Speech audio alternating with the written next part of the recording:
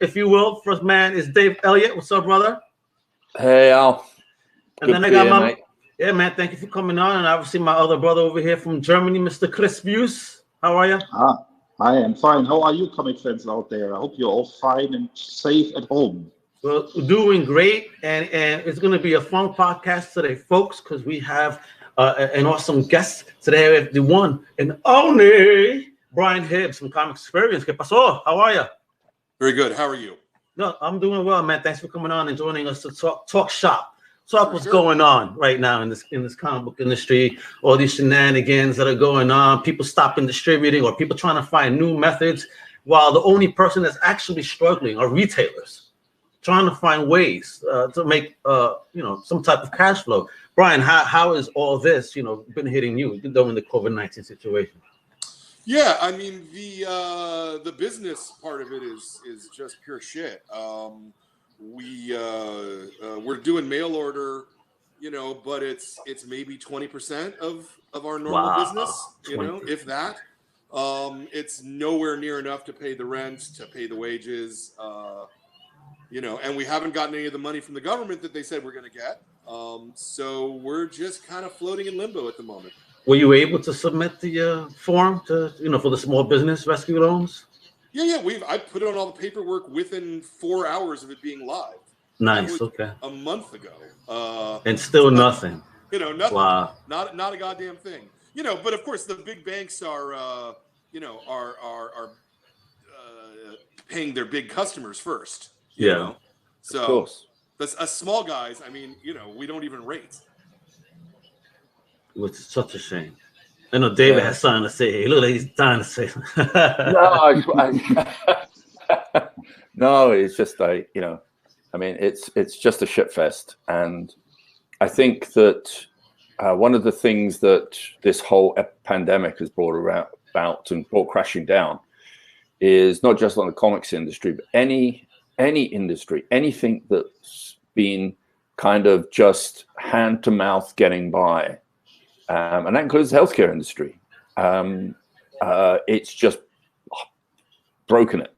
Like everything, like there's every pathway broken. And comics to me has always been something that, and I know you've touched on this, on a recent Facebook posting, and you've been quite vocal about this. Oh yeah. But I think that, and we touched upon it in our last podcast, which is, I quite honestly I don't have much faith in the comics industry being able to do that much about it, because I don't feel that outside of people like yourself, Buddy Sanders, people like Milton, it's a shame Bill Shane's no longer at DC. I think at the publishing houses, I see nothing. I watched Philip Sablick's video for Boom. I can just imagine what Eric Stevenson will say, but on the whole, I don't see any people with the big ideas, the people that can reach out and get the industry to coalesce around some ideas that's actually going to help it through this. And yeah, well, I think the big problem, right, is that there's so much uncertainty, right? Let's just talk about distribution. When are stores going to be able to be allowed to be open again, right? Until we have that piece of information, everything else is kind of irrelevant. DC's going to try to start putting comics out, as early as next Monday, but to who? The stores are all closed. There's nowhere to sell them.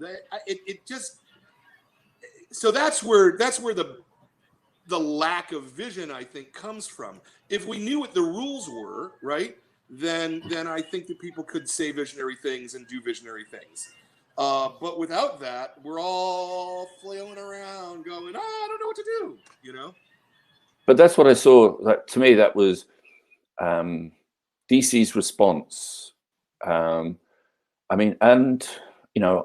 I know Jim Lee, not great, but I know him. I knew Dan Dio better. And I can quite honestly say that at least from my perspective, from my knowledge of them, they didn't have the ideas and they weren't the innovators that we need. And we haven't seen anything where the industry has shown its willingness to, hey, link arms. Hey, look, this is an emergency. Let's all come together. Yeah, I mean, I think I would disagree with that in terms of anyone who's not Marvel and DC. I feel like basically every publisher other than Marvel and DC has been, very openly announcing a whole lot of things to try to help and try and mitigate for the direct market retailer. I think that most of my peers in retailing are on the same page. It's really just, and it's not even really fair, I don't think, to say Marvel and DC, right? It's AT&T and Disney. Yeah. But why do you think we haven't heard anything from Marvel yet? We hear a lot about DC trying to get books out there.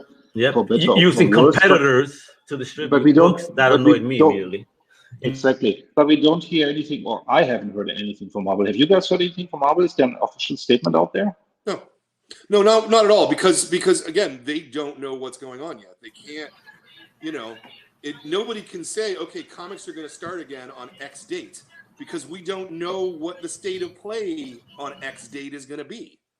Right. So it's actually, it is legitimately smarter not to say anything than to do what DC did and say a whole bunch of stupid shit. Right.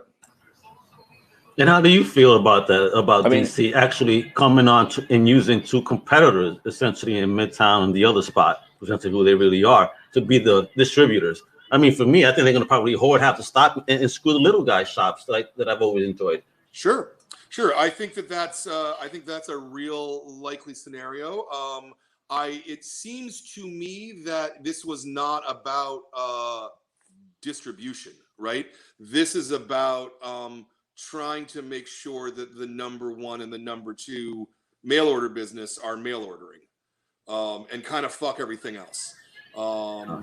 I think it's, so there's that part of it. There's the part of it that I don't believe that those guys are going to do a particularly good job in distributing comics. I've already heard from several retailers who said, the discount they gave me is 10 points less than it's supposed to be, and everything's coming on COD, so nobody can make any money that way. And then the last part of it is, and this is the part to me which bothers me the most, is how DC decided to try to lie about this. In announcing this. If they had just said it's DCBS in Midtown, I think that the reaction would have been at least slightly different. But when they're trying to say, we've secured new distributors, these guys aren't distributors. Why are you lying to us about it? There's literally no reason to lie about that. It doesn't make any sense. Agree 100. Kind of my points and towards my feelings, I mean, I don't have a business on the scale that you have, but just coming from an entrepreneur perspective, I'm like, damn, dudes are going to get asked right now. And even talking to my local shops over here, they're feeling it. I did a pickup just to finish picking up my books. They did for me, open up the shop just for me to do a curbside pickup. I mean, that's an awesome little shop, but I got to support, right? I don't want my books just sitting there. Here's my money, folks. Yeah, well, that's bullshit. The stuff that's going on now is kind of a little insane. I don't know what we're going to get out of it, but I just really see little shops getting screwed. This is what I really see happening. Yeah, I mean, my first thought was I couldn't help but think of the way when Marvel bought Heroes World and decided, hey, let's do our own distribution. And sure, this isn't DC buying, Midtown. But it's it's kind of doing a back channel deal with them. And I like the guys at Midtown, and I know them well. But I just think that why not offer that also? Why not go to Chuck Rosansky at Mile High Comics as well? Why not go to Buddy Saunders with My Comic Shop as well? Why not reach out to all of these and have some sort of uniform connected base at least? Yeah. But yeah, I mean, I have to say, I mean, I haven't spoken directly to either of those last two myself, but my guess is that they would have said, no, thanks, wait till it's over. We're waiting for Diamond. yeah, You know, but, because it doesn't make sense to try and rush out product until the stores are open. And it doesn't make sense to me of even how can Midtown be distributing comics? There are warehouses in Queens. Yep. Right? Yeah. They're In Jamaica, Queens, right now. They moved right? from Long Island City. It's not legal for them to be open. Comics are not essential. I mean, sorry, I love comics, and I Me too. you know, I don't live without them, but they're still not essential in that sense. Yeah. Yeah. So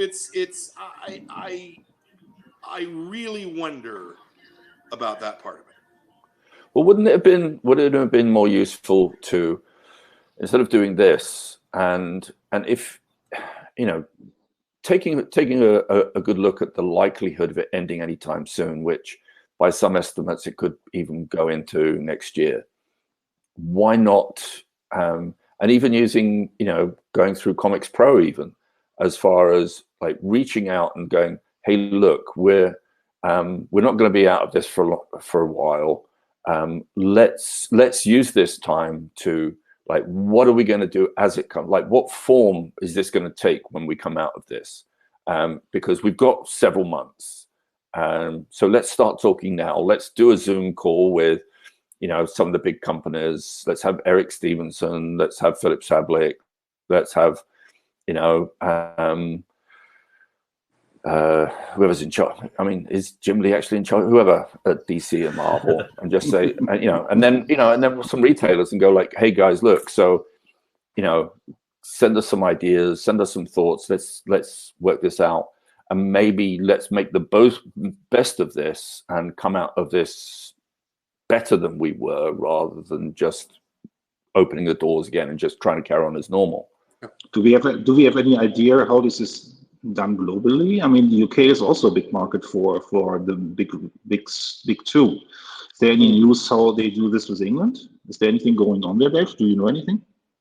Well, no, there's I mean, 2000 AD is still publishing. Mm-hmm. So they're still sending out to mail order, but they do quite a bit of newsstand here, which is, you know, a lot of those locations are still open. Because there are a lot of corner shops, supermarkets, sales, as well as their mail, you know, subscription base. So they've kept going. But as far as I know, no one else is. Yeah, I don't pay a lot of attention to the UK market, but my understanding was that Diamond UK has announced a date that they're starting distribution again. Mm-hmm.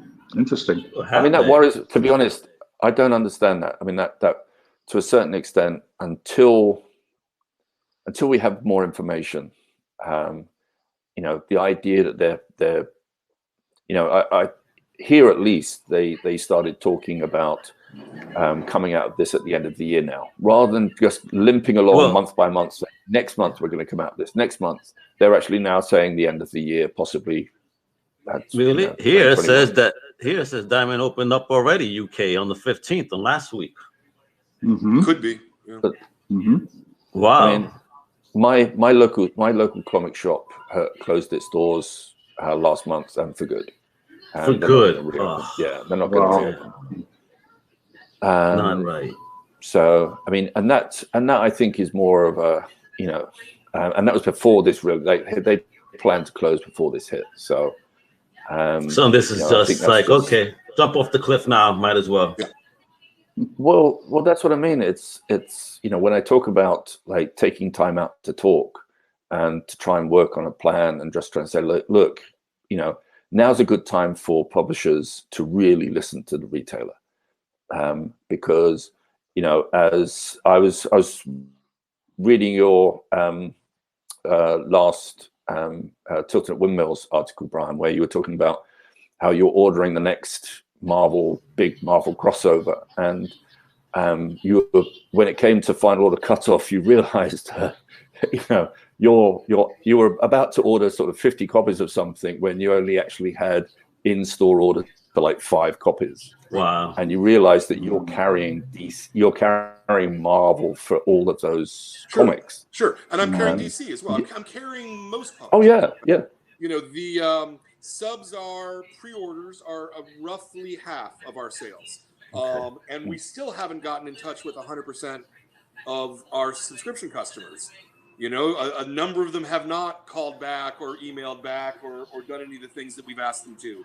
So it's really difficult to figure out. I mean, for all I know, you know, and God forbid, but for all I know, I have dead customers, you know? Yeah. There's no way for me to know that. Yeah. That's a horrible thought. Yeah, but I mean, it's a thought. It's the truth, though. In today's world, you know? Yeah, you're right. You're right. Well, actually, Brian, I mean, before this happened, what would you say is the percentage of people who have pull lists with you? Yeah. What would you say is the percentage of backstock you had waiting to be picked up by customers before this happened? Sure. So the way that we run our system, after 60 days, we cut you off. So it was no more than 2 months worth. I mean, unless we work something out with people. I absolutely have some customers who come in twice a year, but we know that that's the deal, and so it's 100% fine and worked out. But if we don't have some sort of personal, you know, we've made this agreement, then it's 2 months, and it's a reasonable amount to stock. You know, most of the subs pick up their stuff fairly quickly. So from a cash flow point of view, it's great. The analysis that I did, and this really takes digging deep into your point of sale number, so I don't know how many stores really are even thought about doing this, is that roughly a third of my customers shop weekly, and another third shop, you know, like every 6 to 8 weeks. And then there's a third of my customers who only come in like 3 or 4 times a year, right? And I think that a lot of the conversations that we have in comics are really geared towards those Wednesday warriors, which are an important part of the business, no doubt, but are not numerically the most number of customers. Gotcha. Right. Okay.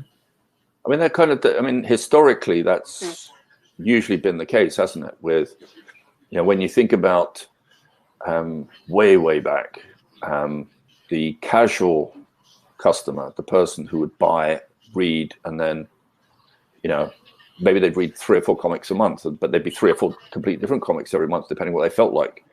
And they'd buy them from different locations, newsstands, drugstores, compared to today, where the focus is on, it's like movie box office. It's, hey, we've got to have that big weekend. We've got to have that big Wednesday. We've got to, like, hey, yes, we've sold out. Great. So I've got that press release out by the end of the day saying, hey, we've sold out, like second printing on the way. But do you think that we could do anything to entice again that lapsed reader, that casual reader, to come back in again? Oh, sure, absolutely. I'm really optimistic about the potential. So, you know, and then we have to separate things too into sort of 2 buckets, right? There's the periodical section, and then there's the books, right? So in terms of books, I think that a significant percentage of that business is going to start coming back at whatever point people feel comfortable going outside again, right? That may not be the same time the government lifts it for people, right? But once people feel like, you know, I have faith that store is clean, everybody's wearing masks, you know, yada, yada, yada, people will come and start buying books again. People want books. That's what they want. I do. In terms of the periodical part of it, you know, I really think that periodicals are an excellent way to sell comics, and I think that people really like the serialized format.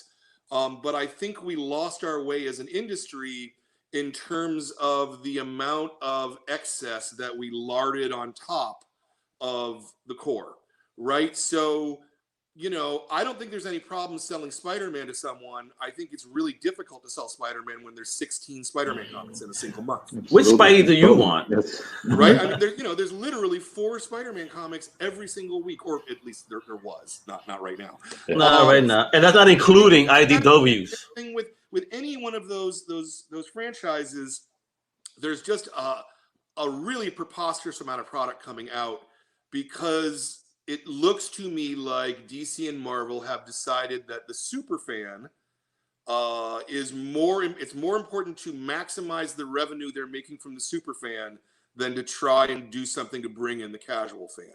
Now, I happen to think if Marvel and DC each went down to, and I'm picking a number out of a hat, say no more than 6 comics a week, and they put the top talent on those books, and they promoted them, and we did a big thing, and we relaunched everything, I literally think we could be selling 1 million comics, 1 million copies of every issue. Yeah. It's not hard. People love comics. It's the one thing I know as a comic book store. People love comics. In fact, I'll tell you this story, you know, because my front desk is right by the door. And so you hear people walking by all the time. And you know, I opened up in 1989. So right for the first 20, 25 years, something like that, people would walk by and you'd hear them go, "Oh, comics, they still make those." But like in the last decade, it's, "Oh my God, it's a comic shop. Holy shit, let's go in." I mean, people really, really love what we have, you know, but they don't want to buy it in the way that Marvel and DC are selling it. Yeah. Yeah. Mm-hmm. Yeah. I mean, it was when I remember there was it was like 1999 or something like that. I was when Bill James took over at Marvel. I met with Bill and we were in the process just as he came on board. We were in the process of my coming on board and relaunching the Epic line, and meeting with Bill, he was like, "Dave, you know, I'd love to do this, but I just don't think Marvel as a line is ready for it. It's like, why are we launching something new when the regular books need work?" And he asked me, he said, "Would you be interested? Would you come and help me with those?" And I was like, no. There's too much rubbish has been published for me to be interested in sort of doing that. And what he said was, "Well, what would you do?" Now, what I suggested is you start from scratch, but as a second line, and it ultimately became the ultimate line, but I didn't mean for it to be that. My pitch to him was, Marvel publishes a wizard magazine type book. It's a graphic novel every month, with back matter in it as well, and simultaneously printed in cardstock on better quality paper for bookstores. So the magazine, it was, you know, my pitch was, call it Marvel Universe. Month 1, you've got Spider-Man. Month 2, the Fantastic Four. Month 3, the Hulk, etc. On the newsstands, it's called Marvel Universe, but each one would be packages, graphic novels, it as its own book, with Marvel Universe being the sub-brand. And the idea being that it's anybody who's heard of the characters, anybody who comes into a comic bookstore and says, "Hey, you know, my kid just saw Spider-Man movie. Hey, my kid just saw Spider-Man cartoon show. You know, what can he read?" And you point to Brian. Novel. Yeah, we lost Brian. Mm-hmm. There goes Brian. Oh, here he goes. Sorry, I don't know why I dropped out. Hey.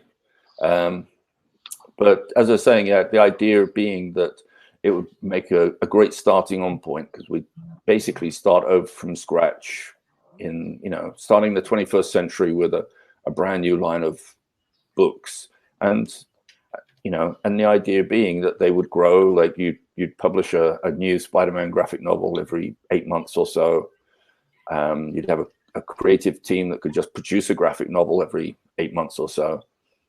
And you'd have a section in the store where you could go like, "Oh, you want Spider-Man? Yeah, there's Spider-Man over there." And And once they've got into the character, then you could say, well, actually, there is this other whole. There's 60 years worth of 50 years worth of Spider-Man books. They're all over here if you want to take a look. But that's a deep dive. That's trying to get someone into 50, 60 years worth of back catalog when they've just discovered the character is tough. Very tough. I know I, for one, don't like jumping in the middle of anything. Yeah. I can't. I got to start from the beginning. I'm one of those. What would you like to hear from Marvel and DC right now? Definitely, Brian. Yeah, man. That's what I want to know. Yeah, I want to hear that they're going to wait until it's safe. Not just for me and my staff, but for my customers, I understand that everybody wants the trains running, but if it's not safe, it's not good. Exactly. I particularly want to hear that they understand that desyncing the various aspects of the market from one another is a terrible idea. You cannot have one set of publication dates for digital and a different one for print and a different one. Yeah. You just can't do it. It won't work. The whole thing will collapse then. I'd like to hear a little more sort of public acknowledgement that direct market comic shops are 80% or better of the revenue for the vast majority of the things that they publish. Overwhelmingly so. And other than that we'll wait until it's safe and good and it's the time that we're doing it. And then when we come back with a plan. Like, we don't come back going, okay, well, here's the next issue of Hawkman, right? Because I don't know if anyone wants Hawkman when we come out the other side of this. Maybe they will. I don't know that they won't, but just assuming that, like, okay, issue 29 of this book is the first thing we're publishing.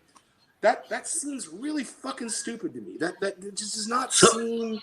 So I guess you don't agree with Todd McFarlane when he kind of gets, who cares? Release some books, because if the people don't get their fix, they're not going to come back. So release a few digital. I don't think the shops will mind. I'm pretty sure they will mind.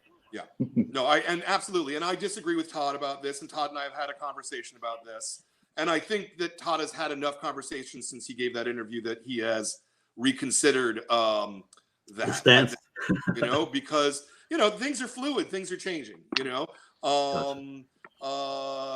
don't think that can work. I don't think you can take time off. And I can, and in the case of Todd particularly, I can even point back in time to when they did that Image X month where everybody worked on somebody else's book. Yeah, I remember that. Come out in order, and the customers were like, what is this shit? What the fuck is this? I don't know what I'm supposed to be buying, and it caused a lot of people to drop off those books at that time.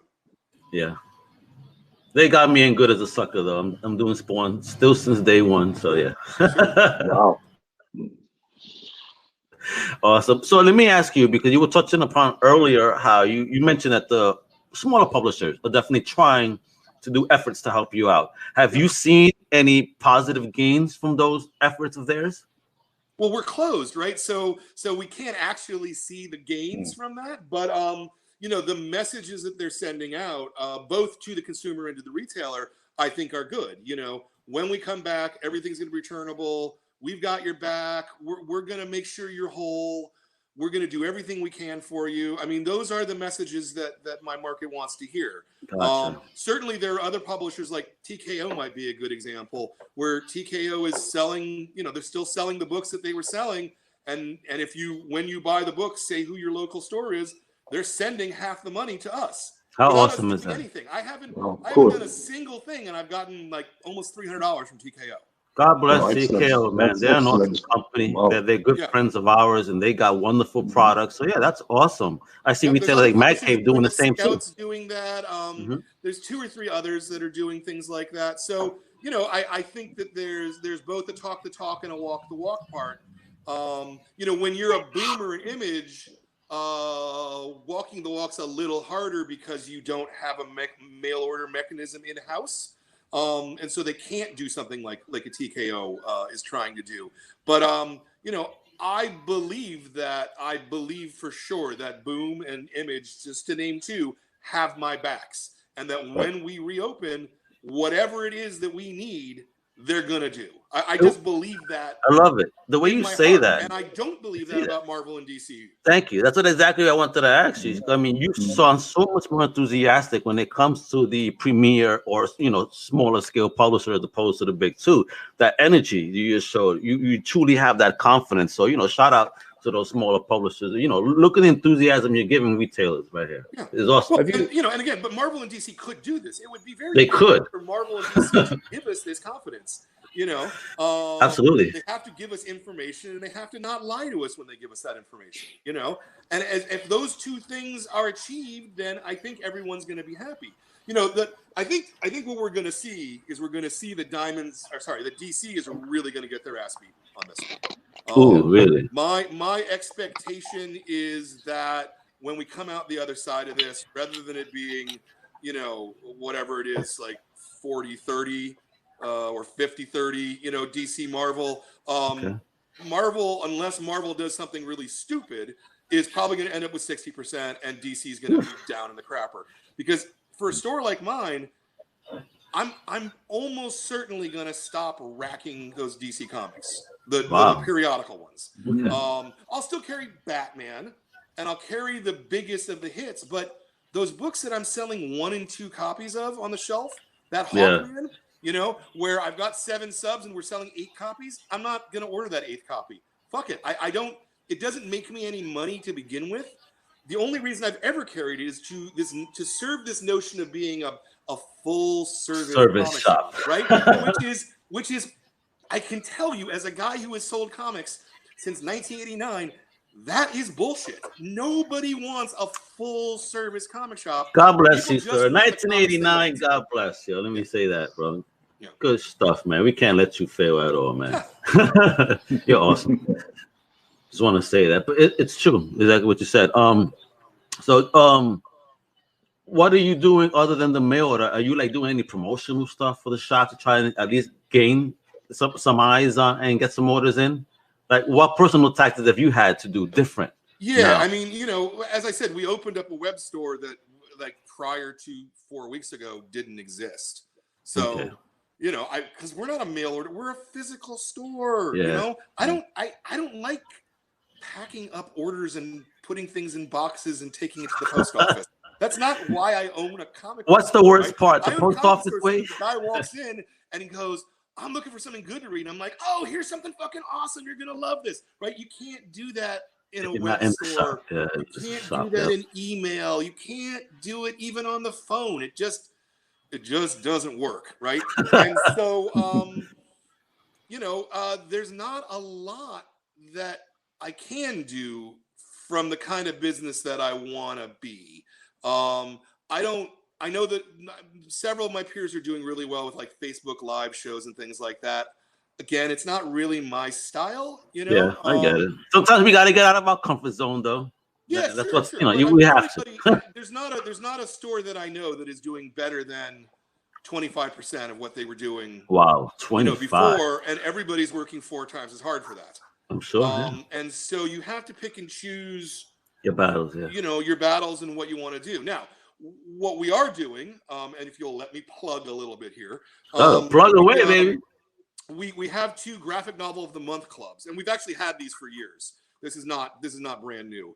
They're nationwide, and each month the staff picks a brand new book that came out, and we do it on a vote so that it's like Eisner style, you know, where it's point generated. So it's not always the number 1 book that I want is the one that wins, right? Sometimes it's the one that is number 2 for everybody. We pick the book. We do a signed a book plate that's exclusive to our store. We usually have the creators in person here, and we live stream at a meeting. Though obviously nobody's doing in person anywhere right now, so it's all live stream. And in fact, in about an hour and a half, I'm about to do another one of those shows live. Album Club. All right, people better. We also have a club for kids, for middle readers. Nice. And it's the same thing. Where we're talking about comics, and we're talking about craft, and we're talking about what's, you know, exciting and great about it. So that if anybody's watching, is interested in looking into this, www.graphicnovelclub.com/start for the adult club and /kids for the kids club. Pretty simple and straightforward. I love that. Awesome idea. Yeah. And you can also get to it from comicsexperience.com, but it's got its own dedicated URL. So, and so that's, I'm just trying to push and promote that. And then in a couple of days, I'm about to announce a third iteration of it where it's going to be classic graphic novels from all time. Nice. And I've already got Neil Gaiman to agree to do one. Say word, nice. Garth Ennis is going to do a meeting with us. Mark Waid, Kurt Busiek. Wow. I've got feelers out to millions. Let me get my approval. We dropping them names. Yeah. Because our adult graphic novel club, I mean, it's a great program. I love it, but it's only books that were released just now. So we've got 70 years of comics history out there that we can talk about, and we're going to talk about it. So and if somebody wants to support the stores or just support comics in general, please join the clubs. Yeah, absolutely. Please. And now, you did say something about kids, right? I'm curious about kids in your shop. I mean, what do you see as the number of kids versus adults in the shop and, being wild and like constant customers? Because obviously, these kids are the future of the business, Sure. So, what type of traffic do you see when it comes to kids, let's say, under 16? Yeah, it's a growing amount. It's actually hugely growing. Really nice. The kids section of the store, we've just expanded it by 50% prior to this. And it's not the same kind of people buying periodicals, weekly customer, right? But the kids love comics. Kids really love comics. And if there's stuff out there for them, and if you're stocking it for them, and if you're presenting your store, in a positive way to the parents, then it's definitely I think it's a huge growth potential. And the interesting thing is that one of the things I hear the most from parents is, wow, I love these graphic novels. My kid loves them and they won't stop reading them, but they're all $15. Do you have any like $3 comics that I can sell them? And there's not a lot of $3 comics aimed at kids anymore, which is, I actually think, a genuine kind of barrier to us moving to where we need to be. I agree. I was saying earlier that if Marvel and DC sort of relaunched and repositioned, they could sell 1 million copies a month, even more so. And I made this pitch directly to Scholastic. If Scholastic put out, a comic magazine, a periodical every month that had, 8 pages of Raina and 8 pages of Dave Pelkey, and then another 16 pages of stuff that's coming up in the future, I think that thing would sell 1 million copies a month, no problem. Yeah. I was a kid buying up all those stuff when I was a kid. Mommy, can you give me this? I would have ate that up. Yep. Let me tell you, as a kid, I would have ate that up. And the reason I ask, I see so much YA stuff. I see the success of the IDW Marvel crossover stuff, kind of retelling stuff, and not just kids enjoy it, but adults that are fans of the retro love this. Oh, sure. I mean, have you seen any positive remarks in your shop about that IDW Marvel line, the bookstore, and Spider-Man and whatnot? Yeah, so with the IDW Marvel stuff, it's a little harder because it's competing against Marvel. Yeah. And there's already 16 Spider-Man comics, so having a 17th one from IDW, it's a little tricky. But I'll agree with you that good comics material is good comics material, regardless of who its intended audience is. 2 of my favorite books, maybe even 3 or 4 of my favorite books in the last year, were kids comics. I loved Pilu of the Woods from Oni. I thought that was one of the best graphic novels I've read. This Was Our Pact from First Second. Oh my God, what a fantastic book that was.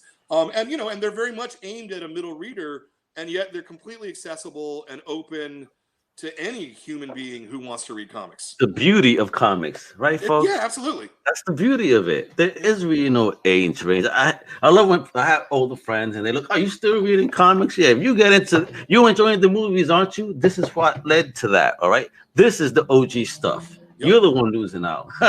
Yeah, even more so in terms of kids comics, right? The kids today are reading an amazing range of material in style, in format, in taste, in genre, in expression, way more sophisticated than anything we ever had read when we were kids, right? Yeah, I don't know how old you are, but yeah, I only have my superheroes and my G.I. Joes and some Transformers. Cool, but what they have now, the slice of life stuff is so good. Like and so I really think that 10 years from now, 15 years from now, when all of those kids grow up and start becoming cartoonists themselves, because some percentage will, those people are gonna make the most incredible comics because their baseline expectation is now so high and so amazing quality that I just think that the future for comics as a medium looks fantastic. I have no worries about the future of the medium of comics. Yeah, love it. Yeah, I love the enthusiasm and positive reinforcement. I think it's like if you think of the old model when people used to talk about Marvel and DC zombies, compared to if you were to say kids today who are becoming, say, Scholastic zombies. The breadth of material that Scholastic publishes so widely rangingly different from Marvel and DC. That yes, you're going to be inspired. You're going to like see so many different types of material, and that's when I'm disappointed when people talk about the death of the industry. I think like I'm like no, it's definitely going well, and between what's the Scholastic, First Second, and manga are doing. That's all strong. It's the other part. It's the other bit we need to. Yeah, well, and I'll tell you too that the superhero part is clearly a declining part of the business. I mean, there's just no two ways about it. Part of that is because of the way they publish comics. Again, publishing 16 Spider-Man comics, right? But part of that's also that I would argue to you that if you can get the Flash and Green Arrow and Supergirl all coming into your house for free every single week without you even doing anything, and they're moving, maybe that's more attractive for that particular genre. Yeah. I don't know that I would be buying Flash comics if I was growing up today and could see the Flash on television. Particularly if it's not the same Flash. Exactly, and I think we forget that this is nothing new. I mean, we all talk about the superheroes when we talk about DC and Marvel, but going back to 1968, 1969, every comic in 4 comics, 25% of the highest sold comics, number 4 in the sales market was Lois Lane. Lois Lane sold every Marvel book in 1968. Every Marvel book. Wow. Yeah. Archie was for the longest time in the top 10, up to the 70s. Jimmy Olsen. So this is nothing. This is nothing new. This is nothing new. We are so hooked up on superhero comics, and we see this. When you go back to the notorious DC implosion, what DC was trying was to branch out into new directions, new genres. And there was all these kinds of interesting science fiction. You had from Marvel, you had Conan, you had all these interesting comics. Now it's basically from the big 2, it's only superheroes. Maybe people got tired of superheroes. Image has a market share of 10%, if I'm not mistaken. They have no superheroes. Yeah. Yep. It's also accessible content, though. I mean, remember how even Witching Hour and was a great book, a great seller, and I think it was that it wasn't just the price point; it was the price point plus value for money. But it was also a finished book. You Well, got that's what I an mean. issue, It's it value didn't for matter. money. If you read something, if I get something substantive from something, if I get even when like Claremont and Byrne were on like really starting to go into their sort of 3-4 issue runs on X-Men on chapter stories, it was still, they still gave you a chunk of something every issue. That's right. That's right. And When I came back to the X-Men in the 2000s, there was this situation where they talked about, oh, Kitty Pryde is in space. I said, okay, I want to read that story. Is that a few issues back? No, I had to go on the internet to research. Oh, that was in a run of Astonishing X-Men by George Whedon, which was a side title. So, okay, so I'm going to buy this as well. Okay, it's a great run, but I want to read this X-Men book I'm reading right now. And the story is not in there if I go a few issues back. That was completely unheard of in the past. yeah, Agreed. I just like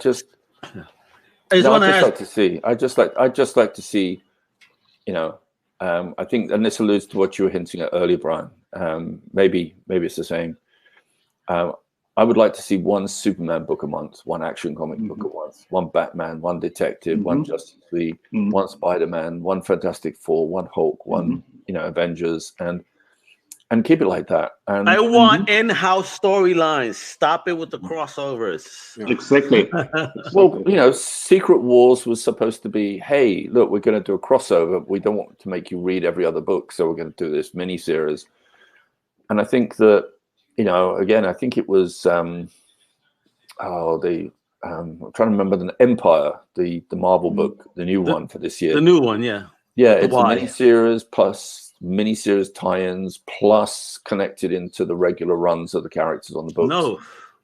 And it's just, it's I remember way back, I remember talking to a creator called Jean-Marc Lefissier back during when Crisis on Infinite Earths came out. And we were talking about it, and he was already that back then he was talking about like, no, this series. He goes, yeah, I think it's cool. I think what, George Perez is doing a great job, but I'm already seeing the changes in some of these characters, and it's just a jumping off point for me. And every miniseries, yes, I'm sure they get a few extra people come on board, but on the whole, they're jumping off points. Yeah, no, and for the most part, I just want to say this as a retailer, it's not that they're getting new people jumping on for the most part. For the most part, what's happening is speculators are buying them, thinking that that'll be a good investment for them. And then because you quickly see, here's what the book is selling. The new #1 goes here. And then by issue 4, you're below where you were before you started over again at #1. And that says that the readership is walking away. See, I want to ask you, because the latest hot book was that first appearance of Punchline all over DC. How did that work in your shop? Did you see significant up and down or requests for the particular book? Oh, I mean, we got lots and lots and lots of requests for it, but not from what I would generally consider readers. See, right? Speculators. It was usually the people who were like, oh, I see that this is selling for $50. Can I buy it from you for $4? Wow. And, we've always had a policy where we only sell 2 copies at the most to any person who walks in off the street. Nice policy. With 1, and I just, I don't want that money. I want money, I own a store. I have to have money, right? I have to pay my bills, but it's no good for me or my business if one guy comes in and sucks up all the copies off the rack. So the people who are actually readers, real customers and readers, right? And that's a fucked up situation, right? And and all of the speculators pretty much think that they're taking advantage of you, and they're all really smug about it. And it's they are. It's just gross. It's not a business that I want to be in.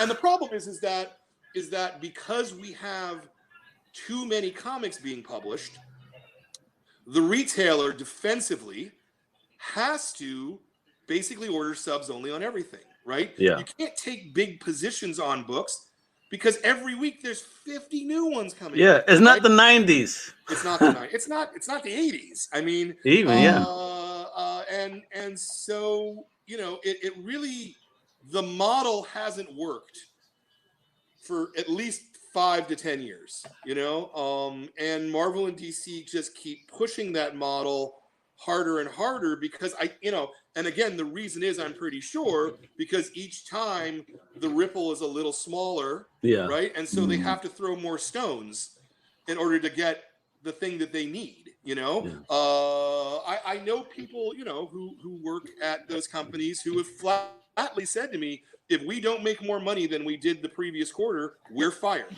Wow. Which is not the way to make art. It's not the way under pressure. I don't know. Creative things. But that was, I mean, you know, to be fair, that's the way that the companies have always been run. I remember, you know, working with Paul Levitz, and I know full well that Paul he would be very careful in what was solicited. He would have some great projects lined up, and he would sometimes push a project to the following year because he thought, well, I'm already going to beat what I made last year. If I put that out this year, I'm going to make too much money. So next year I don't have anything lined up like that. So that's actually going to give me a nice bump next year. Yep. And he would work his. It was smart, but at the same time, that's how it was run. I think, in a way, I think, you know, one of the things I remember, I was sitting in his office, and he always had the big rack in his office with all the, you know, they would come in and they'd slot all the new books in. So he always had a full run of the latest titles. And I remember looking one time, and there was like, I think it was about at the same time, there was Swamp Thing was still being published way past when it was actually a decent book. Hawk World, Black Hawks, and stuff like that. And I said to him, I said, like, look, instead of publishing these books 12 times a year, what if you just published those 3 titles, four issues a year, but got a creative team on them that clearly loved them, was going to relish, they would put their heart and soul into 4 issues, which would give you a nice trade, which, you know, you could actually build up a decent line by giving people that time. And it was like, nah. And I just thought that, you know, how would you feel like if today, if like Marvel and DC announced today, said, okay, like, we know we're publishing too many books, and we're going to cut back, and some of these books we're going to cut in half. Like, we're only going to publish 6 issues of some of these books a year, and so overall we're cut down. Would that sort of be one of the things that would excite you in any way? I mean, it would be closer. Yeah, it would be a lot closer. You know, you know, I'm hard pressed to say yes on a global basis because you know, the devil's always in the details, and it's always the specific execution of how those ideas work. But yes, broadly, I think that is a sensible enough strategy. The problem is that we need to resume the fans' faith in Marvel and DC for that to work the way that it needs to. So it used to be. Well, let me backtrack just a tiny bit. We put out you know, there's previews, but we also sort of do our own in-store version of previews, which is just the brand new books, right? And it used to be that you would announce. Empire is actually probably a really good example because it's the big Marvel crossover, right? So it used to be you would put that in, and then the subscribers would, you know, we have 100 and we have 200 and something subscribers, and probably 30 or 40 of them would sign up sight unseen for whatever the big new Marvel book is. As you noted, the most recent one, 5 people signed up for it. And you know, and that's because the consumer doesn't have faith. So if you merely just do, hey, we're doing a bunch of miniseries, people aren't going to sign up for miniseries because miniseries don't count, right? From the consumer point of view, from the I want to read the DC universe point of view, it's kind of the monthly books that count. Yeah. That doesn't mean you can't obviously have miniseries. You know, certainly Mr. Miracle. Or the Strange Adventures that Tom King's. Oh yeah, man! You know, these are great books. They were selling well, But I think that when you're getting into second tier and third tier properties, unless you have A+ level talent on it, it's an uphill lift to get the consumers to do it. Now, obviously, there's a way to fix this, or not fix it, but to ameliorate it, and that would be to make the books returnable. Okay. And I, if I was what percentage of returnability are you looking for from them? I mean, I personally think that everything should be fully returnable for the first 3 issues, and affidavit returns at that. If we look at Boom is a great example of a company that's doing affidavit returns where we just literally write on a piece of paper, here's how many we didn't sell, and they give us credit for it. As opposed to with DC and Marvel, you've got to strip the covers off, you've got to rip the covers off all the books, you got to put them in an envelope and mail them to Diamond, and then wait like 8 weeks to get your credits. Get out of here! So destroy the book, mail it back. Some poor guy at Diamond who's literally opening up envelopes filled with covers and counting them to make sure that the numbers match. And it's like, what a fucking waste of everybody's time and energy. Well, that's exactly how distribution used to work. That's how the newsstand distribution used to work. Exactly. Yeah. And but so the reason that I think that it'll work in the direct market in a way that it didn't work in the newsstands is A, we're not mobbed up. Okay.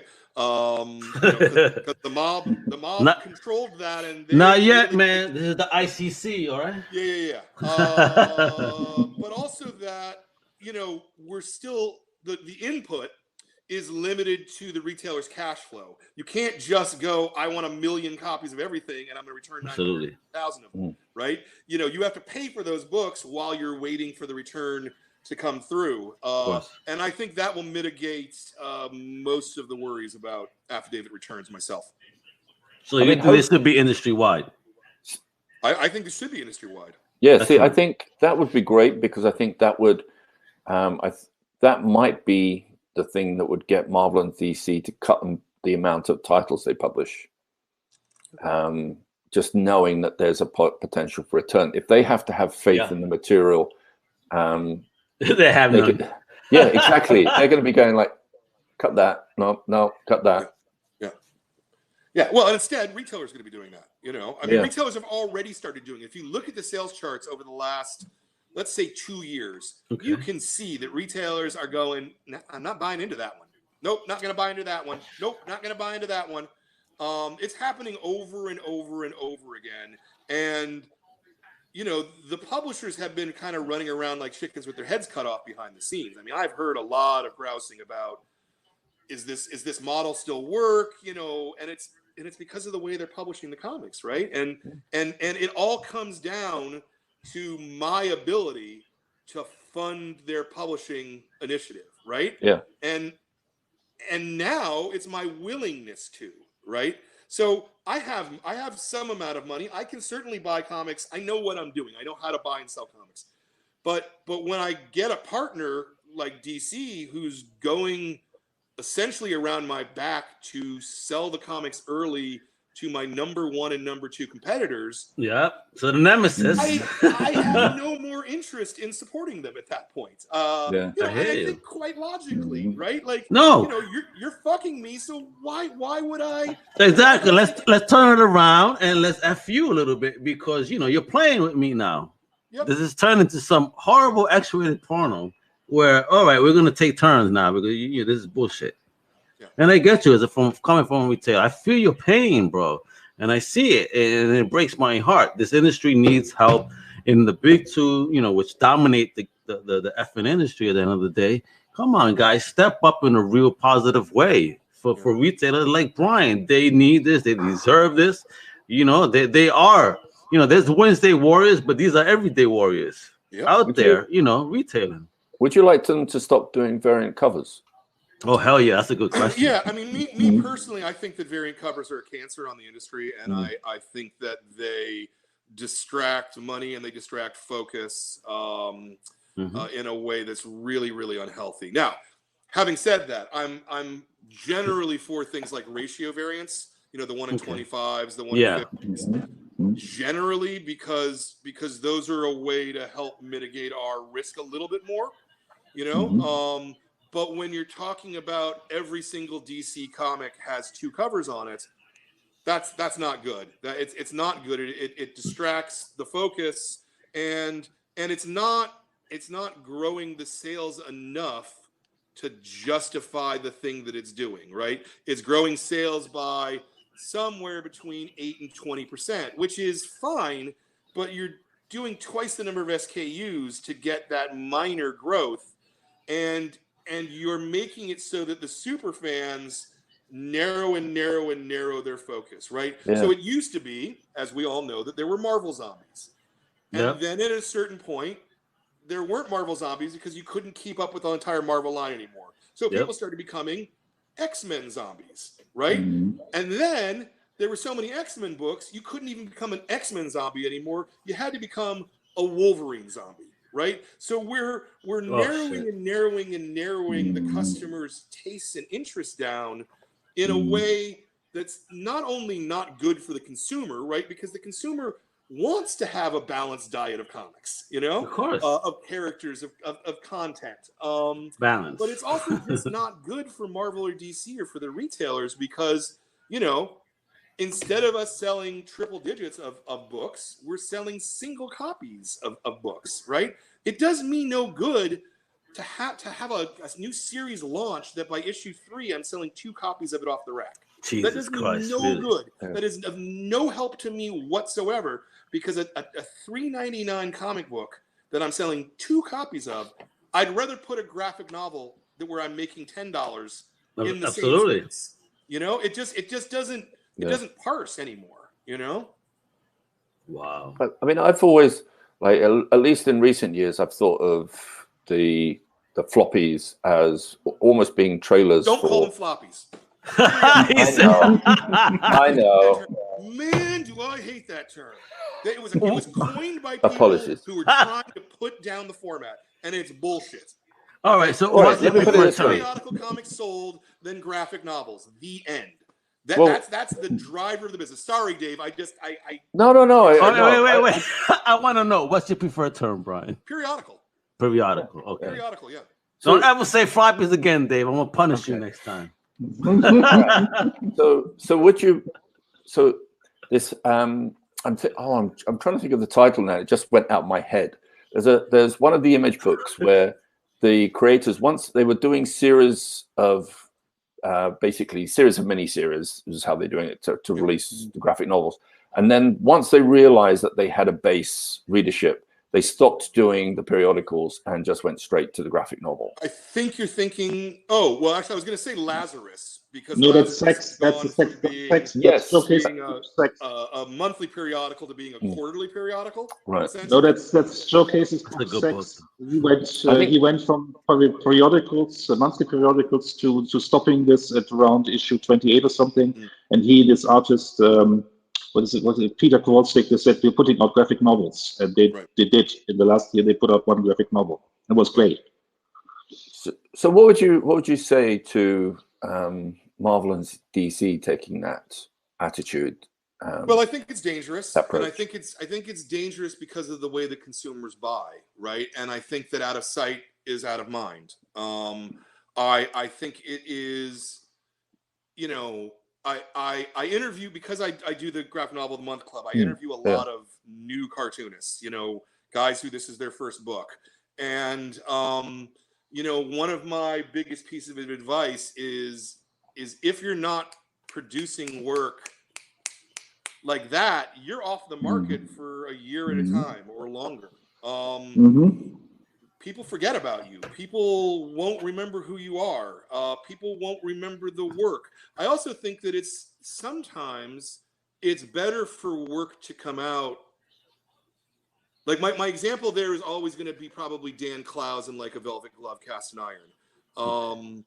It's a really flawed graphic novel when you read it as a graphic novel, but it was coming out serialized in 8-ball. And if he had been doing a book, he probably would have gotten to about page 80 and gone, I don't know where this is going anymore. What the F? I'm not going to do this. I'm going to put it in a drawer and I'm going to forget about it, right? And then we would be out what I think is a good book. Right. Yeah. By it being serialized, though, it has to come out. You have to do it. You have to do the work. A lot of cartoonists, unfortunately, need that whip on their back in order to produce in a plausible way. And I think particularly when you're in a space like the kids space, right? I think I hear this all the time from the kids. When's the next volume coming out of a graphic novel series? And I'm like, yeah, it'll be about a year from now. And I think people forget that might be 10% of that kid's life. Yeah, talking about. Absolutely. Yeah. It's a whole nother year. Like that, a year is forever to a kid. Yes. So I think I don't think that there's a lot of properties where that methodology would actually work, and then you're just essentially trading one kind of a periodical release for a different kind of a periodical release, right? I think what I was referring more to is, let's say for instance, Al was suggest. Oh, I'm not sure it was you or Al suggested like DC release just stick to 6 periodicals a week. Yeah, man. Hell yeah. But if you did 6 periodicals, so let's just say over the course, if you bought those 6 periodicals a week, you would have effectively the, to all intents and purposes, the DC universe. So anything major that happened in the universe happened in 24 issues a month, man. Yeah, that's affordable. That's it. Now, however, there were other books that were released, so graphic novels, so you could still get a Batman graphic novel once a year that wasn't part of the monthly run. It could be a story that was running, maybe side story, it was a past story, it's a future story, whatever. But it's separate from that continuity that could be read separately. Yeah, sure. I love that. So if you were still making up the numbers, like one of the ideas I pitched to Marvel and DC was going back and reapproaching, say, the annuals, and instead of doing mini-series, or even some of these books where they're really limping along as a monthly title, just like, the suggestion I gave was, hey, let's have Walt Simonson commit to the next 3-4 years of doing one Beta Ray built annual year. And the idea, you do it in a nice format, and while you're waiting for the next year, you keep that in print. So there'll be a second print, third print, etc. And then the next one comes out, and you resell the previous one, previous 2, previous 3, etc. Yeah. After that, it'd be like, Walt's like, okay, I've done before. That's it. That's all I want to do. Yeah. And then you replace that with, you maybe get Art Adams to do 4 long shot annuals. But these are books that aren't just come out and gone. These are books that you're actually making a point of keeping in print. You're going to do another one next year, and you've got your monthly periodicals, you've got your other trades and graphic novels, but the annuals are things now that become, that's really good, that's really nice, and you're not immediately collecting, oh well, there's 2 have come out, let's make that a trade. No, you're keeping them as annuals for a while. And sure, maybe when Walt's decided, I've done my Beta Ray build, I'm done, sure, collect it then, do a nice big collection then. But keeping them on the shelf, quality material, something that's where someone come in, they want something to read. Yeah, that's it. That's what I want to read. Again, I think it's a little hard to build and keep and maintain and nurture that audience through that period. I think my counterexample might be those Earth 1 books that DC was doing. I told you about those guys. Batman and Superman. Where, I love those. Again, there's 3 volumes out of Batman and Superman. Yeah. And by the 3rd one, literally no one cared anymore. Yeah. But I like those. I like those. Sure. No, and I get that. But again, out of sight, out of mind, if there's not something that's really driving you forward, I don't think that annual is a publication time frame that works for a lot of stuff. Gotcha. I just really don't. I don't see any evidence that it's worked in the past, and I'm hard pressed to think of anything other than just a tiny handful of books where that would be workable for. And even more so that when you get into the larger packages, when you get into something that's larger than, say, 48 pages in a year, why not just serialize it then? You know? Yeah. Well, again, my approach wouldn't be to, like, you wouldn't do a Spider-Man annual. You wouldn't do a Fantastic Four annual. You'd only do the annuals of characters that, you know, you could do a really good one-shot, but the character's just not strong enough to do a monthly book. Sure. But you get and so it doesn't have to. It could only be 12 of these a year. You do one a month. A spotlight book. You do one a month, sure. And you can call it. You can title it as you can. You know, give it whether you call it Marvel Spotlight instead of Marvel Annuals, and it's a different one every month. But it's a nice format, and you can, if you want to do a variant cover, it's Marvel Spotlight, but then do a Beta Ray Bill #1 as a variant cover. Remember the Marvel Fanfare books where they had these? Mostly inventory stories, but they had great content on those. Oh my God! Fanfare, great stuff. I mean, Brian, in your shop, do you get any requests for that particular book? Because I know growing up, this is something that fell into my hands. Not these days. No, not at all. No, not at all. You don't get any old schoolers? Fondly, I remember specific issues that George Perez Black Widow issue. Yeah, great. That shit was good. No, there's some fine ass comics in there, but you know, it's like any other kind of anthology book at that point, right? Like as soon as you brand it as an anthology, people will treat it that way. And what happens in America, at least, is that, and I recognize this is very different than what happens in England, but in America, when you get an anthology book, Americans tend to judge the anthology by the worst thing that's a part of the anthology rather than the best thing. And it's hard to get them to follow through and keep engaged in a work. Yeah. Me personally, I totally see the thing you're saying, Dave, right? And I don't want to see a Beta Ray Bill monthly comic at all. Because there's no commerciality to that. And you know, having Walt do, you know, 3 or 4 of them over the course of 3 or 4 years, that sounds interesting to me. But again, that's not where you're gonna really drive new readers in, right? Because new readers don't know about Beta Ray Bill, and they probably don't know about Walt Simonson anymore. Yeah. Oh yeah. No, I mean, I was thinking for them, but. I was thinking more about... And then it's very difficult to promote those things as a retailer. Here's something that you haven't really heard about by someone you're not sure that you know or not. I think it's good, but, you know, it's a much harder sell than you get Batman every month, you know? Yeah. You're selling to a new generation. When you tell them Tom King, they know who the hell this is. You talk about Walt Simonson, who...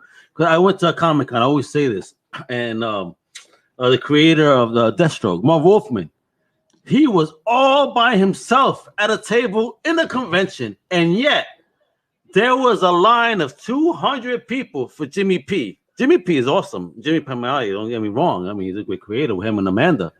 But you have a legend like Marv just sitting there all alone. My boy, which is a big fan of Marv, almost cried right there in front of him. Like, it's breaking my heart. Like, why are the people not paying attention to you? That's why when he showed up on CW, I was so happy. Hey, look at Marv. Show respect to the old school, but it's harder to sell because people don't know. Yeah, but that's where social media comes in, where the creator can also be a promoter for his own material in a positive way. But many of them are so old school, Chris. I don't think that they know how to approach a social media monster the way that it is. I mean, Stan Lee took him a minute to get social media before he passed, you know? And it's not even that, like, even if you get it, are you any good at it? Is that how you want to be spending your time and your energy? You know, I mean, we have a Facebook and a Twitter and all this shit. I don't barely use it at all because I want to be doing other things to move my business forward, right? Absolutely. You know, it's like how we used to talk about self-publishing and how, you know, I think that self-publishing is the best kind of publishing, right? Because the creator gets to keep all the money. Yep. But most creators can't actually self-publish because they don't have the skill set and they don't want to learn the skill set. They're not interested in figuring out how to negotiate with printers or how to talk to Diamond or how to promote or like, that's not what their job. Everybody should be doing their job if you're good at your job. Yes. And certainly some people can multitask jobs, right?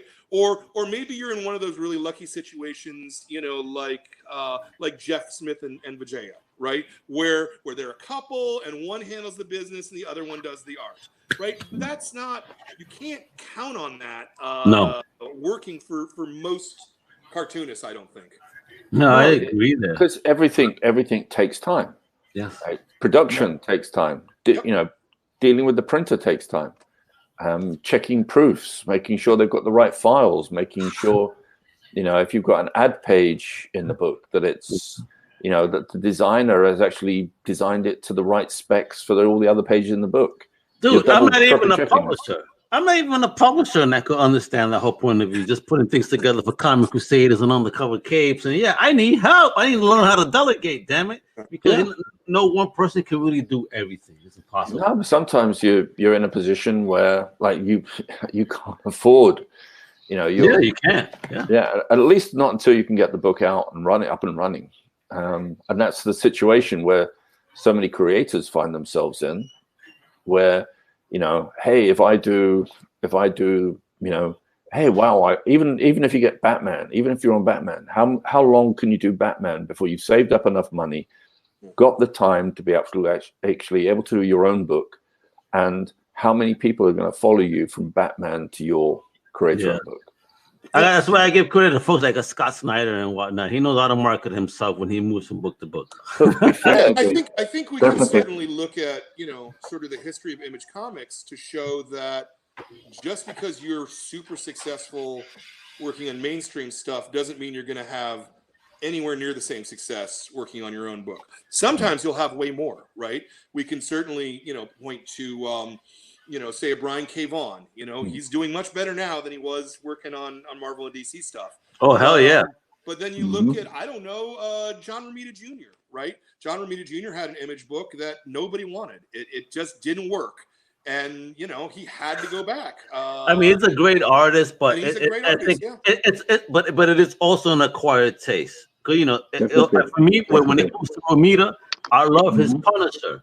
I loved his Kick-Ass. But Superman, not so much. Sure, but what I'm saying is his Image comic was very much like the comics of his that you like. Yeah, so absolutely. It should have succeeded, and yet it didn't. Why is that? I don't know. You know, it could be something as simple as not having an editor who's helping you shape the story in the best way. You know? But what about also marketing? You know, I mean, how many comic book companies really market? I mean, coming from my perspective as a website owner that, you know, publishes everything that they send over to help in the promotion of books, I mean, I don't really see them doing too much. There's nothing not too exciting. I mean, how do you feel about that? I mean, if they got more involved in marketing product, how much more beneficial you think it would be to you? Oh, I mean, enormously. I'm the one who markets 99.9% of the comics that I sell. Jeez, look at that. You know, I mean, I am. I'm the one who's doing it. Nobody else is doing it. And here's the other thing, right? Like the overwhelming majority of the customers for comics don't go to comics news sites. They don't follow this stuff. They're not on comics Twitter. They don't have time. They don't have energy. Yeah. Literally 90% of the customers who walk into my store, all they know about comics is when they walk in and they see them on my shelf. They're like, oh, this is out. Cool. I didn't know that was coming out. You know, we've been putting it on the cover of our newsletter and, you know, sending out email blasts, and they don't right past them. All right. From an entrepreneurial perspective, then, you know, you have a shop, you got a website, you do an email blast. How important is an email list? You know, just to help people along their own shops and whatnot. Is an email list important? Does it work? It's as important as anything else that you do. Everything's important today, you know. Is it effective? I mean, I don't know. Sometimes. Mm-hmm. Sometimes you think that stuff isn't effective, and then it turns out that it's incredibly fucking effective. You know, like someone will come in. Oh yeah, no, I read that like a year ago. I just didn't act upon it then, but here I am now. Like, you know, it's all marketing is good marketing, right? Okay. But it would certainly be nice to have a little more top down, and a little more top down by people who have the tools, who have the staff, and who have the knowledge of how you market, right? Because I don't know how to market. I own a comic book store. What the fuck do I know? I'm the stupidest guy in the world. I decided to open a comic book store to make a living. What the hell is wrong with me? I'm not the one to be marketing. But for me, you're one of my best friends now, so thank you. No, brother. I mean, right. Cheers to that. But you see what I'm saying, right? Like, it's not my skill set. It's not my knowledge base. If there was someone at Marvel and DC who was buying targeted Facebook ads, targeted to specific demographics and built in specific ways to reach those specific people, I think that could move the needle tremendously. So they don't do that now, brother? Some honest stuff. So you talk to your representative from whatever particular company and whatnot. They don't offer any suggestions or provide any type of positive reinforcement for you to promote the product? No, not so as much. I mean, you know, the problem is that it's all on our dime, right? There's very little marketing being done by the publishers to the consumers to drive them to the dude, that's like a 0.01% of them doing a marketing effort. If it's not for websites like mine that try to market and share on social besides the website. Right. I mean, I know from my perspective that the best reaction I've got with use, like if I've got some marketing money and how I'm going to use that, the best use I've seen of it is one, call it. We've several times called every single retailer I can possibly get, whether it's the retailer or the manager, and talk to them, but also at the same time sending them product, whether it's posters, free comics, to give away ahead of time, so that they can give away. We did a book that had the first 6 to 8 pages of 4 different books in it. Gave it away to every retailer. We gave them anywhere from 50 to 100 copies to give away. Got great numbers in because you had a chance to look at it. Your customers had a chance to look at it, and that did. I mean, you know, yes, you can hire someone who's going to handle your Twitter account and update your Facebook page, but at the end of the day, I have to make sure you know what I'm doing. Yeah, there's no point in me telling a customer, hoping that customer is going to come in and say to you, "Oh, Dave gave me printed a coupon on his Facebook page, and here it is filled out. Can you order?" No, I can't rely on that. And there's no point in me doing that if I don't tell you I'm doing that. Sure. It's funny. Valiant does that. They do the coupons. Bad Idea, a new company with the former runner of Valiant, Dinesh Shamdasani. I don't know if you heard. Are you involved at all with Bad Idea, Brian Hibbs? Where no. No, you didn't care to, why is that? I think it's a bad idea. I think it is a bad idea. No pun intended. To create haves and have-nots. To say these 100 stores can carry it and the other 2,300 can't is no. I'm not going to participate. Wait a minute. I didn't realize that part. So they're limiting the amount of stores that can actually carry. Oh shit! Say word. I didn't know that. That is a bad idea. It's a really bad idea. It's a really, really bad idea. And it means that I'm never going to carry their comics because, you know, because I don't see, here's the thing, not just from the, it's not fair to me, but it's not fair to anybody else, right? Like if I signed up, and they would have taken me, I'm pretty sure, if I had signed up. Absolutely. And I'd been the only store in San Francisco to carry them. Well, that means I'm fucking all the rest of my peers, man. Yeah. I don't want to fuck Leaf and James, and I don't want to do it. I have no interest in doing business that way because that doesn't help anybody. Thank you. Yeah, I love Brian here. Lifts all boats. We can't every man for himself, right? That's bullshit. And I love this. A lot of what this DC deal is about to me is that they're trying to give a lifeline to the number 1 and the number 2, retailer, and screw all the rest of us. Yeah. It's like, well, fuck you then. Why would I buy into that? Why would I participate? Why would I do that? It doesn't work, man. But the sad thing, some of my best friends work at DC. I mean, literally, people I've known for 30 years selling comics. We can talk and, we get along great and we ask about each other's families and it matters. But this corporate level, it's just, no, they're my enemy now. I mean, they need to do something to not be my enemy. Unless that's what they want. I mean, if they want to be my enemy, cool. But I'm not going to support them or make an effort or reach out When Death Metal comes out, yeah, we'll order some copies for the rack. I'm not going to order the 50 or 60 copies I was going to order, though. Gotcha. I'm going to order 10 maybe, and if we sell out, we sell out. There's more comics coming next week. Yes. There's always more comics coming next week. Yes. But isn't this the crux of it is what DC have done is supposedly there are people at DC who have been working in this industry for a number of years, and they greenlit this. They said, yes, let's do this. And that's the worrying thing. And it's like, who was it like a bunch of people who basically, are they scared for their jobs so much they just went, yeah. If I'm the one guy in the room that says no, am I going to lose my job because everyone else has to turn around and say why they're saying yes to this? Yep. I mean, I can imagine AT&T going like, why are we still publishing comics?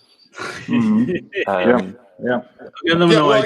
they were asking that question before, they're going to be asking it even more so when they get their numbers in, I think. Because every retailer I talk, well, not every, 10% of the retailers are like, we're going to go along with this because we feel like we have no choice. 10%. But the other 90% are, we're staying strong on this. We're going through Diamond. And when we come back through Diamond, we're ordering subs on these books because they don't have our best interest in heart. So, again, this is why I said that I think that everybody else is going to have a big opportunity here, as long as they don't do what DC did, to grow their market share and just, come out of this looking like roses, on the other end. All Marvel has to do is not fuck up. Now, I understand that might actually be a hard thing to do. The hardest in the world, bro. Just not fuck up, and they're going to gain 20 market points. Right. Wow, that's great. Marvel, I hope you're listening here, man. This is coming from a very experienced retailer, open since '89, comics experience. Brian Hibbs ain't effing around. He loves the industry. He's trying to help, man. Just listen. He may be a little harsh at times.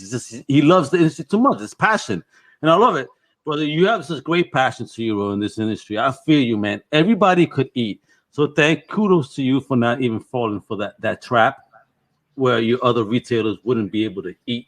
If you will. Please tell folks, I know you have a show coming up, and I need you to set up for that. So please let everybody know where they could follow you, where they could go and order some great stuff from you. Yeah. Go ahead. Yeah, so Comics Experience. We're at Comics Experience on Twitter, Instagram, Facebook. ComicsExperience.com is the store. It's been scrolling around the bottom, I can see, of the feed. There you can also find our graphic novel club, which can also be found at graphicnovelclub.com.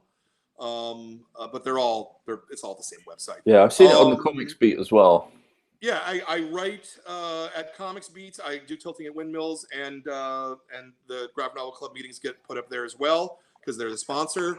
Well, if you ever want to write something for Comic Crew, man, my doors are open for you. If you ever want to share your experience with anything, right on. Yeah, I mean, hours in the day, right? But yeah, man. But yeah, right on.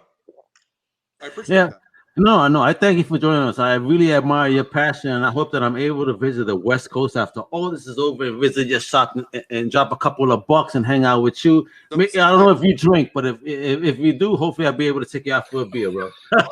Because I do quite a lot. Awesome. This has been great, man. That sounds good to me. Yeah, that'll be great, brother. I know SCCC canceled this year. I don't think my visit will be this year. Maybe next year we could definitely hook up, man. Right on. All right. So, Brian, thank you so much for joining us today. Many blessings, much success, continued success in your business, bro. Keep ranting on Facebook, letting everybody know those feelings because those shits are 100% real and true. We're with you. We support you. And whatever you need, man, Comic Crusaders, Undercover Capes, and of course, the ICC are here for you. All right, brother? All right.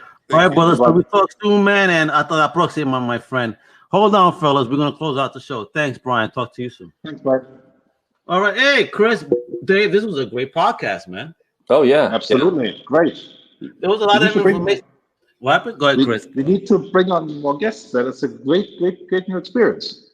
Yeah, well, I learned a lot. Well, when I posted the announcement this morning on Facebook, One of the people that liked it was David Steinberger, so I'll reach out to Dave. Let's get him on. Excellent. Let's get Dave on. I had the pleasure of meeting him in person many years ago when Comixology was just coming out, and they were actually trying to help retailers at the time. This is right before they turned into the digital comics monster they were. They always helped create the Comic Crusader site, if you believe it. Yeah. You know, so that'll be a great one. Yeah, guys. Chris, I'm joining you in a smoke. Cheers to you in Germany. And Dave, thank you for your consistent efforts. Are there any new updates in the world of Dave Elliott, or from the publishing aspect, if you will? Any new projects? Anything while you're keeping busy with COVID? A little. Oh shit! See, I did this on purpose to see if there was something, because I know he's always up to something. So what you got? I don't. I mean, look. I'll have more news next week. I had a phone call yesterday to tell me that there's some money that we were hoping to put together for a new line of books. Apparently is on its way. Oh, nice! But it's not in the bank. It's not in the bank yet. So okay. I'm not going to light this up just yet. Okay. I'm saving it for when that money hits the account. So when that money hits the account, please hit me first. I'll do an impromptu micro pod with you. We can light up and talk about this wonderful experience, because I know it's gonna happen. Oh my God, Chris, this is a hell of a teaser from Dave, man. Cause he's been a monster in the industry, so this means he does something real good. What do you think, Chris? How excited are you? Excellent news. Fantastic. Well, you send me material. I will promote it. That sounds good. Excellent. We will all promote it, because let me tell you, man, Dave also has been a very early supporter of Comic Crew. This goes back a while. Even back when I was in New York, I remember he was doing a signing at Forbidden Planet, and unfortunately I was working. He's like, "Come through, we share a beer.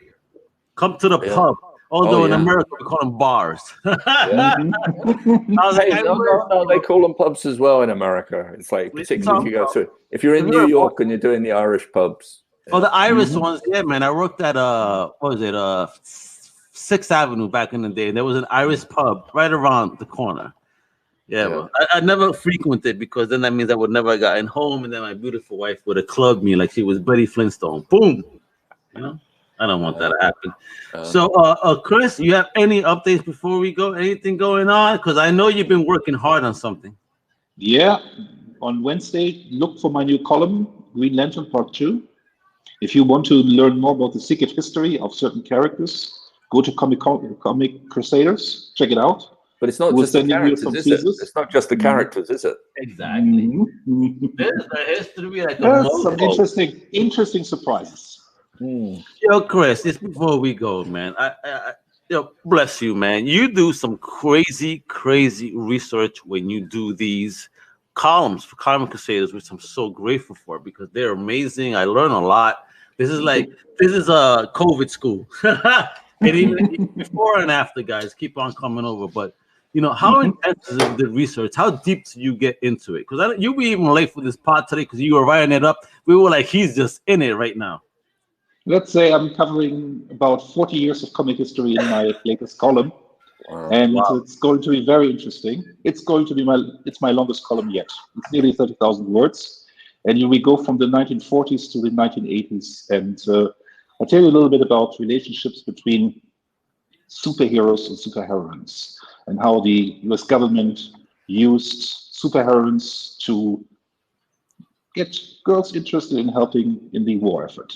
Oh, really? Interesting. Let me ask you, Chris, when you do your research for these columns, what was the most ever surprising fact that you ever found out that left you like, oh, shit? No way. I bet it's going to be fairly regular, because I'm pretty sure. Yeah, there's always going to be. Yeah. What's your latest shit moment? there's always something. But the other day, to give you an example, I discovered, I was reading this fanzine, fan magazine novel DC put out in the 70s, The Amazing World of DC Comics. And there was an article by Michael Uslan, who I really respect. He's a great guy. And I think the first Batman book on Batman was his Batman thing he put out in the 70s. Great book. Yeah. But there, he was writing about the relationship between, to give you a little preview, what I'm covering here is the girlfriend the original Green Lantern had, the Harlequin, and how she was used to save the book from cancellation. And she was a villain. She was a villain. Okay. And in the last issue she appeared in, the writer, the Kniger, decided to turn her into a good girl. He said, well, basically, she'd been working with the FBI the whole time. This builds the character. But reading Michael Uslan's article about this in the 70s, where he talked about the character, he completely got it wrong. He was like, oh, she's like a canary. And basically, yeah, that's how you do it. And she was a villain originally too. No, what Kniger did was telling readers, oh, it was fun to have a bad girl for a while, but at the end, she needs to be a nice girl to be with the hero. And that's an interesting idea. And I go through this across the history of comic books. And what I was also surprised to learn, Kirby and Simon made around $10,000 a week on romance books. What? 10 a week Yes. back then? No, 10. They made $1,000 a week. Each. 1,000. Oh, $1,000 a week. But today it's 10,000. So Oh, they made By today's money, yeah. Yeah. Yo, they made that's today's good money, man. Yeah. $10,000 a week each. They were on pimping, romance. son. They had a studio. There was all these artists. And nobody wanted to touch those books. I tell you how these books come about. I'm going through the whole history of romance comics and how they tie into the war effort and how they change. This is going to be a nice education. It's a gold mine of knowledge. Yeah, you just want me right now. They were making a stack a week. Even by today's standard, that's great. You know? Yeah, they sold 1 million issues per series. 1 million. So everybody was doing romance comics. Oh yeah, no, I mean, Romance was that big? The element of comics back then, huh? Yes, I mean, my wife would have been a big fan of comics. DC had its own line, and DC had its own editor. And then, what do you do if you're Julius Schwartz and you're supposed to put out superhero comic books? Wow. How do you react to this? Why do you have all of a sudden Captain America, who survived the war, of course, we all know this, fighting a lot of women? He was going up against a lot of female characters. Why is that? And this is the kind of thing I'm exploring. And this is going to be quite interesting. And it's also interesting to find out that the Starfire we all know, she was not the first Starfire. There was a Starfire in the Golden Age as well. Oh, so there was no other way. So there was she the only Starfire in that Golden Age before the Jeff Johns retcon about how the rings worked? Exactly. She appeared only in 2 issues. And she was completely forgotten. But when John Broome revived the character or made the new Starfire, he didn't really use the old Starfire. What he did was he used the original idea from Robert Kniger's original girlfriend for Green Lantern, which was the Harlequin. Okay. Right. Oh, interesting. Check that out. Oh my God, so much comment. Folks, please visit all of the Chris Buse columns on Comic Crusaders. I mean, if you want, just go to search Chris Buse, and all the columns pop up. If you're really into a comics 101, 201, 301, 401, it goes on and on. You will learn hella stuff about our wonderful culture and all these amazing creators that have been about. I mean, Josh, Chris is amazing, dude. The research you do, bro, I can't imagine. I see so many people. Yeah, so many people today probably haven't even heard of EC Comics, and I'm sure. You've been covering it really well. Yeah, that EC Comics system is amazing. Yeah, if only they were actually still. Are they being sold digitally? So yeah, they're all collected. They have collected editions, I believe, through IDW. If I'm they not. They also have the fantastic Fantagraphics series where they take the artists. That's a very good series. Fantagraphics is actually a sub-label of IDW. Is it? It is? Because when I get news, And for example, when I get previews, a lot of those previews include Fantagraphics books from IDW. So yeah, but Really? the color editions do not come from they don't come from IDW. They come from Dark Horse. wait. Let me make sure. I'm sure. I could swear. Yep. Fanta, DQ, IDW, and Checker team up in November. Fantagraphics. So yeah. So IDW and Fantagraphics do work. But Dark Horse Comics, DC, Dynamite, IDW, Image, they kind of, I guess, work with everybody. Jesus Christ. Yeah. Fantagraphics sound like the whore of the industry. It's everywhere. Whoever wants us, we do it. Holy shit. I'm sorry that I put it in such nasty ways, but my gosh, they've worked with everybody.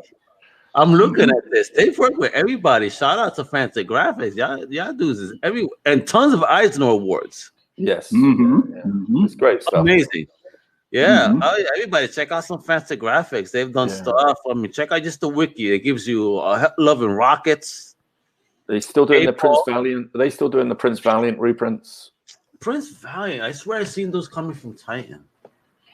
No, Prince Valiant, the original Hal Foster books. I think Fantagraphics were the ones who were doing the collections way back. I don't know if they were still doing them today though.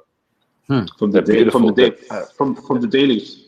Yeah, they're gorgeous. They're absolutely gorgeous books. I gotta check out those books. They've been all over the place. Wow, these guys are awesome. That's great. All right, guys. So before we go, man, any other things you want to shout out before we bounce? Just keep on clapping for healthcare workers. Please. Yes, Yeah. Yes, Exactly, brother. Yes. Thank you for Stay your safe. Yeah. Stay safe. You to be Yeah, safe. I mean, it would if be you needed nice. to do a Patreon to give you a full body hazmat suit, do we need to do that? No. But it'd be. I tell you, it'd be nice if nurses, doctors, healthcare workers were all paid a decent living wage, rather. Bro, you could ask Absolutely. my wife, Dave. Dave, I've said this all my life. You could ask my wife, I swear. I've always said, how is it that sports players hitting a ball, playing with balls, with so much more money than these people that are out there saving people's lives? Yeah. I Mhm. think these people are the ones that deserve those millions of dollars. You know what I mean? But it's the same. But it's the same. It's the same when it comes to like things like teachers. Yeah, also teachers. Why not? Yo, I remember, dude, I could go through my whole elementary school list of teachers I had. They're still in here.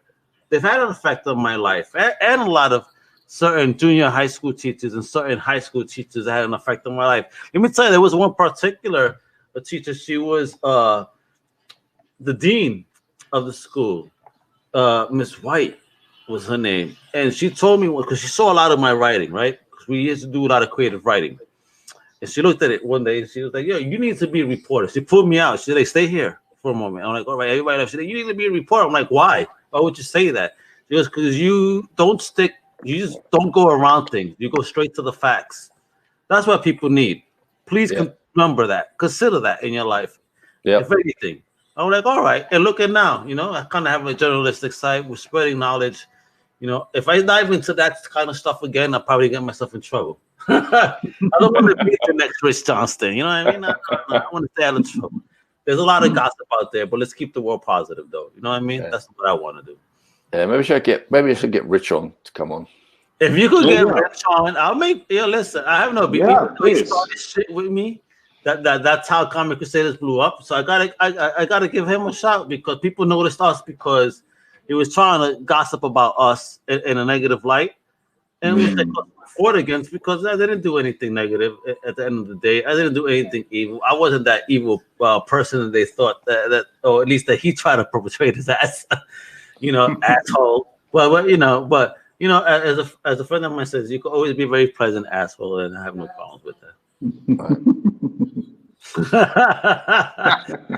All right, so with that, I'm Al Mega with my homeboys and brothers from another mother, Dave, Elliott, and Chris Buse. This is the ICC. Thank you to Brian Hibbs. Please make sure to visit the site, support his Shop Comics experience, check all the stuff we have on sale. I know he hates mail order, but order stuff, man. Keep him packing. No worries. Over time, he'll appreciate the money he make if you guys all support. Just like every other shop in your local area, show them some love. You know what I mean? Yeah. And thank you for tuning in. Thanks for watching. Thanks for listening. And I'm Omega ICC UCPN, and we are out. Take care, guys.